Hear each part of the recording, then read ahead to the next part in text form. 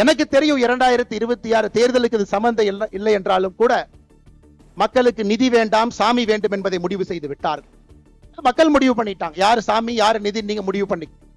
அதனால இது அரசியலுக்காக கிடையாது. இது ஒரு மிக முக்கியமாக நாம் இந்த கூட்டத்தில் ஒன்றாக சேர்ந்திருப்பது நம்முடைய வாழ்வியல் முறையை மீட்டெடுப்பதற்காக, கேள்வி எழுப்புவதற்காக. இந்த ஒரு தீர்மானமுமே நம்முடைய வாழ்வியல் முறையை தட்டி எடுப்பதற்காக. அதனால்தான் அருமை சொந்தங்களே, நாம் இன்றிலிருந்து கேள்வி கேட்க ஆரம்பிக்க வேண்டும். ஒரு பிரச்சனை என்றால் தட்டி கேட்கணுங்க ஐயா. நம்ம கண்டிப்பா பேசுறோம். தமிழகத்திலே 44,000 ஆலயங்கள், 44,000 44,000 தமிழ்நாடு அறநிலைத்துறை கீழ இருக்கு. எப்ப வந்துச்சு பாருங்க, 1925 போர்டா வந்துச்சு, என்டோமென்ட் போர்டா. 1951 சட்டமாக வந்துச்சு. 5,25,000 ஏக்கர் இருக்கக்கூடிய ஒரு அரசு இயந்திரம். 44,000 கோவில்கள் நிர்வாகம் செய்யப்படுகின்றது. 1000 ஆண்டுகளுக்கு மேல பழமையான கோவில்கள் மட்டும் 344 கோவில்கள் அறநிலைத்துறையினுடைய கட்டுப்பாட்டில் இருக்கு. எங்கேயாச்சும் ஒரு இடத்துல ஒழுக்கமாக அறநிலைத்துறையினுடைய செயல்பாடு இருக்கான்னு நீங்க கேட்டு பாருங்க. பணம் இருப்பவனுக்கு ஒரு மாதிரி, பணம் இல்லாதவருக்கு ஒரு மாதிரி. கேள்வி கேட்டு பாருங்க. அதையெல்லாம் மாற்ற வேண்டும். ஒரு புதுவிதமாக ஆன்மீகத்தை முன்வைத்து நடக்கக்கூடிய ஒரு ஆட்சி மட்டுமல்ல, ஆன்மீகத்தை முன்வைத்து இந்த சமுதாயம் தன்னை வழிநடத்தி கொள்ள வேண்டும் என்பதற்காக இந்த முருகர் மாநாடு நடந்து கொண்டிருக்கிறது அன்பு சொந்தங்களே. அதனால இங்க வந்திருக்கக்கூடிய எல்லோருமே முருக பக்தர்களாக வந்திருக்கிறீங்க. ஆனா போகும் பொழுது வீர பாகுவாகவும் நாங்க போறோம் அப்படிங்கறத மறந்துடக்கூடாதுங்க. இந்த மதுரை மண்ணிலிருந்து திரும்பி செல்லும் பொழுது நமக்கு அந்த உணர்வு வேண்டும். 230 கோடி கிறிஸ்தவர்கள் என்று சொன்னேன். கடந்த 10 ஆண்டுகள்ல கிறிஸ்தவ மக்கள் தொகை உலக அளவில் 12 கோடி உயர்ந்திருக்கிறது. 200 கோடி இஸ்லாமியர்கள் என்று சொன்னேன். கடந்த 10 ஆண்டுகள்ல இஸ்லாமியர்களுடைய மக்கள் தொகை 35 கோடி உயர்ந்திருக்கிறது.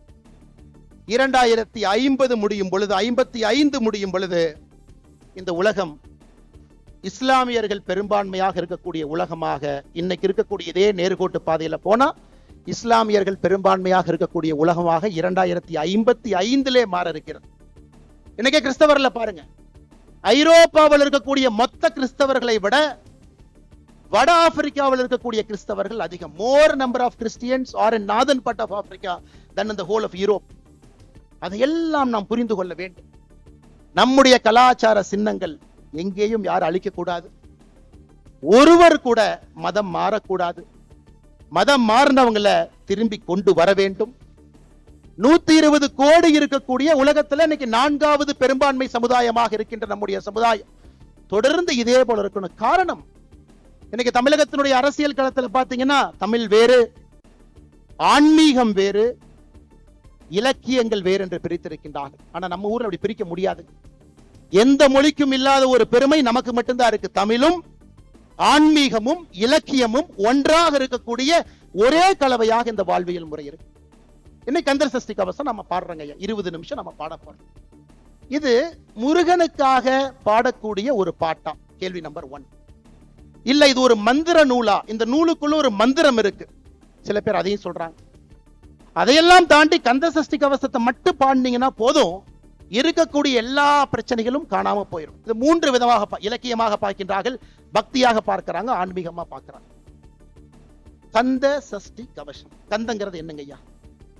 நம்முடைய தொப்புள் கொடி எங்க இருக்கோ அங்கே இருந்து 2 இன்ச் கீழே வந்தீங்கன்னா நாபி கமலம் இருக்குங்க.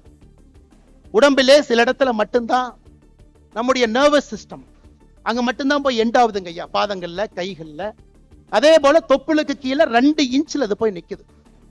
அதை பழைய தமிழ்ல 18ஆம் நூற்றாண்டுல சென்னி மலையில இந்த நூலை முதலாக சுப்பிரமணிய சாமிக்கு முன்னாடி ஏற்றிய பொழுது தேவராய சுவாமிகள் அவர்கள் கந்த என்று குறிப்பிட்டது நம்முடைய தொப்புள் கொடிக்கு கீழே இருக்கக்கூடிய 2 இன்ச் பகுதியில் இருக்கக்கூடிய பகுதி சஷ்டி.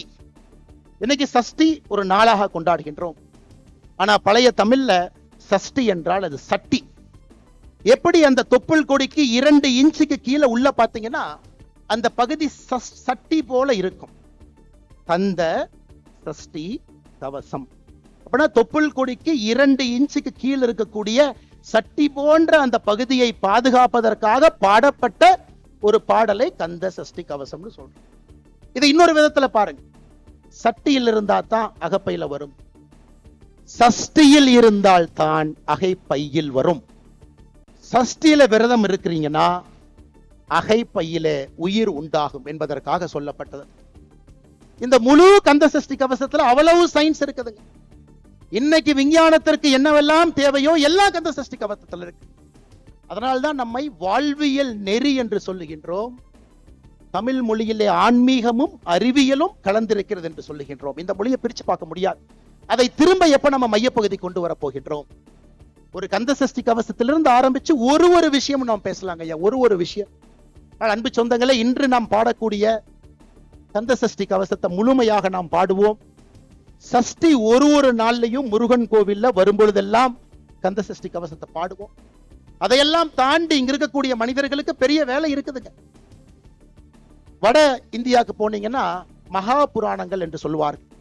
18 மகா புராணங்கள் இருக்கு. ஏன்னா தமிழ்நாட்டில் அரசியல்வாதிகள் அப்படியே பிரிச்சுட்டு போயிருவாங்க. முருகன் வந்து தமிழ் கடவுள் மட்டும்தான். முருகன் வந்து வட இந்தியால யாருக்குமே முருகனை தெரியாது. வட இந்தியாவில் இருக்கக்கூடிய மகா புராணத்தை எடுத்துக்கிட்டீங்கன்னா 18 மகா புராணமும் சேர்ந்து 95,000 ஸ்லோகன் இருக்கு. ஆனா ஒரே ஒரு ஸ்கந்த புராணத்துல மட்டும் 1,00,000 ஸ்லோகன் இருக்கு.